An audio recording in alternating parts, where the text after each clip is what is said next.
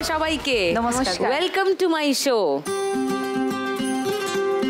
পৌলমি, তোমার কথা একটু বলো, একটু আলাপ করি তোমার সঙ্গে। আমি পৌলমি ওঝা, আমি আসছি বাগনান থেকে। আমি পেশায় একজন মাছের আড়ত ব্যবসায়ী। বাহ, সেটা তো খুবই ইন্টারেস্টিং একটা কাজ, কারণ খুব একটা মহিলারা মাছের আড়ত সামলান থাকেন। হ্যাঁ, শুনবো, নিশ্চয়ই শুনবো। সুপর্ণা, নমস্কার দিদি, কেমন আছেন? ভালো আছি, তুমি কেমন? আমি কলকাতা জোড়াবাগান থেকে এসেছি। ও, আমি বড়বাজার কারখানার সাথে একটু যুক্ত আছি।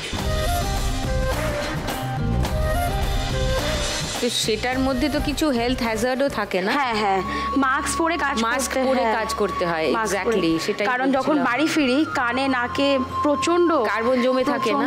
তো তোমাদের বডি পুরো ঢেকে নিয়ে কাজ করতে হয় না? হয়, আমার তো খুব কষ্ট হয়। এমনিতে অ্যালার্জি আছে, এই কারণে আমি পারি না আসলে রুমাল দিয়ে বা এ করে। ওকে, আরো কথা বলবো তোমার সঙ্গে। রাজশ্রীর কাছে আসি। নমস্কার দিদি। নমস্কার। আমি রাজশ্রী হাঁসদা, আমি এসেছি ঝাড়গ্রাম জেলা গোপীবল্লভপুর পুটুলিয়া গ্রাম থেকে। আমি একজন মহিলা ফুটবল রেফারি।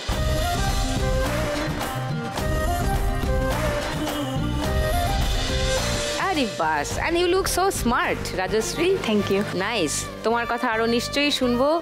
মিতা, নমস্কার সুদীপ্তি, আমি মিতা পাল, আমি দত্তপুকুর থেকে এসেছি। আমি একজন হোমিওপ্যাথি ডাক্তার।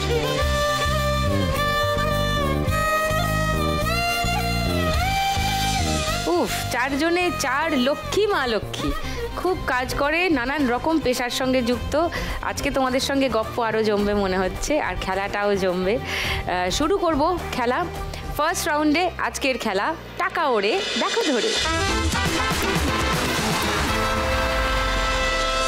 পৌলমির কাছে আরেকবার আসি। হ্যাঁ দিদি। কবে থেকে তুমি মাছের আড়তে কাজ শুরু করলে? 2015 সালে আমার বাবার একটা অ্যাক্সিডেন্ট হয়। আচ্ছা। তো সেই সময় বাবার হাতটা হ্যান্ডিক্যাপ হয়ে যায়।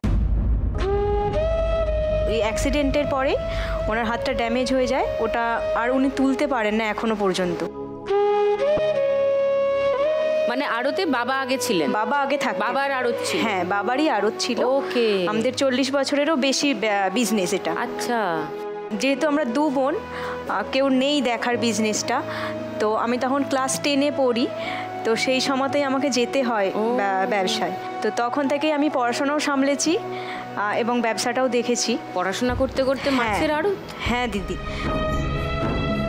রিসেন্টলি বাবার ব্রেন স্ট্রোক হয়, তো উনি আর একদমই যেতে পারেন না। আমি যাই এখন, দুজন দাদা থাকেন আড়তে, আমি হিসাবটা পুরোটাই দেখি। ওখান থেকে এসে আমি দিদি একটা স্কুলেও জব করি, স্কুল টিচার।